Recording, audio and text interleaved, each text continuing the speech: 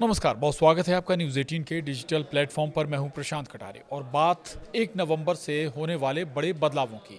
Bank account और locker के नियम ही नहीं बल्कि आधार कार्ड से जुड़े नियमों में भी बदलाव होने जा रहे हैं। पेंशन भोगियों से जुड़ी बड़ी जानकारी भी होगी आज, तो विस्तार से बताते हैं आपको। दरअसल 1 नवंबर से बदल रहे हैं फाइनेंशियल रूल्स।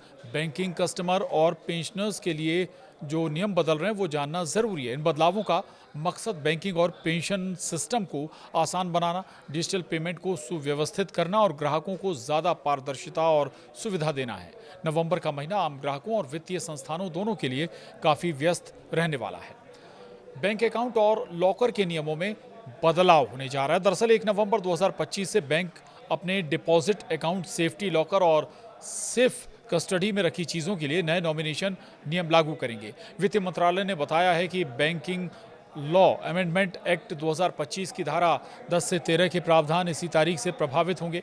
अब ग्राहक अपने खाते के लिए 4 तक नामांकित व्यक्ति नॉमिनी तय कर सकेंगे। वे चाहें तो सभी को एक साथ नॉमिनेट कर सकते हैं या फिर ये भी तय कर सकते हैं कि ज़रूरत पड़ने पर किस क्रम में नामांकित व्यक्ति को राशि मिले। इससे विवाद और क्लेम में होने वाली देरी को रोकने में मदद मिलेगी। इसके अलावा जो एक और बड़ा बदलाव होने जा रहा है, एसबीआई कार्ड फीस या कहें तो एसबीआई कार्ड की फीस में बड़ा बदलाव होने जा रहा है। एसबीआई कार्ड ने अपने फीस स्ट्रक्चर में बदलाव की घोषणा की है, जो 1 नवंबर 2025 से लागू होगा। अब शिक्षा से जुड़े भुगतानों पर अगर वे थर्ड पार्टी ऐप्स जैसे क्रेड, चेक, मोबीक्विक के जरिए किए जाते हैं तो उस पर 1% शुल्क देना होगा। हालांकि अगर भुगतान सीधे स्कूल, कॉलेज या यूनिवर्सिटी की वेबसाइट या उनके पीओएस मशीन पर किया जाता है तो कोई अतिरिक्त चार्ज नहीं लगेगा। इसके अलावा 1000 रुपये से ज़्यादा वाले वॉलेट लोड ट्रांजैक्शन पर भी 1% चार्ज लगेगा। एक और जो बड़ा बदलाव 1 नवंबर से होने जा रहा है, पीएनबी लॉकर चार्ज में कमी होने जा रही है। पंजाब नेशनल बैंक पीएनबी ने 16 अक्टूबर 2025 को जारी नोटिस में बताया कि उसने अपने लॉकर रेंट किराया चार्ज कम कर दिए हैं। नए रेट बैंक की वेबसाइट पर प्रकाशित होने के 30 दिन बाद से लागू होंगे। ये कटौती सभी आकार और क्षेत्रों के लॉकरों पर लागू होगी। और अब पेंशन भोगियों के लिए जो नई जानकारी है वो भी जान लीजिए। पेंशन भोगियों को जीवन प्रमाण पत्र जमा करने की आखिरी तारीख भी आ गई है। दरअसल सभी केंद्र और राज्य सरकार के पेंशन भोगियों को 1 नवंबर से 30 नवंबर 2025 के बीच अपना वार्षिक जीवन प्रमाण पत्र जमा कराना होगा ताकि पेंशन में कोई रुकावट ना आए। 80 वर्ष या उससे अधिक उम्र के पेंशनर्स को पहले ही 1 अक्टूबर से प्रमाण पत्र जमा करने की अनुमति दी जा चुकी है।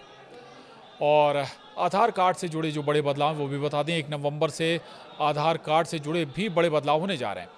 1 नवंबर 2025 से आधार अपडेट, आधार पैन लिंकिंग से जुड़े बड़े बदलाव होने वाले हैं। इसके अलावा अब आपको आधार में अपनी जानकारी अपडेट करने के लिए नामांकन केंद्र जाने की ज़रूरत नहीं होगी। आप घर बैठे ही ऑनलाइन अपने नाम, पता, जन्मतिथि और या मोबाइल नंबर जैसी जानकारी बदल सकते हैं। ये सुविधा आधार को और आसान और सुरक्षित बनाने के लिए लाई गई है। साथ ही आधार को पैन कार्ड से जोड़ना भी अब ज़रूरी हो गया है। अगर आपने ऐसा नहीं किया तो आपको पैन कार्ड आपका इनएक्टिव हो सकता है। यूनिफाइड पेंशन स्कीम में स्विच करने की भी नई तारीख आ गई है।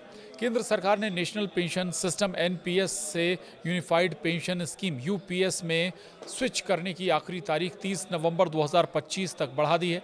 ये राहत मौजूदा सरकारी कर्मचारियों, सेवानिवृत्त कर्मियों और मृतक पेंशनर्स के जीवन साथियों को दी गई है।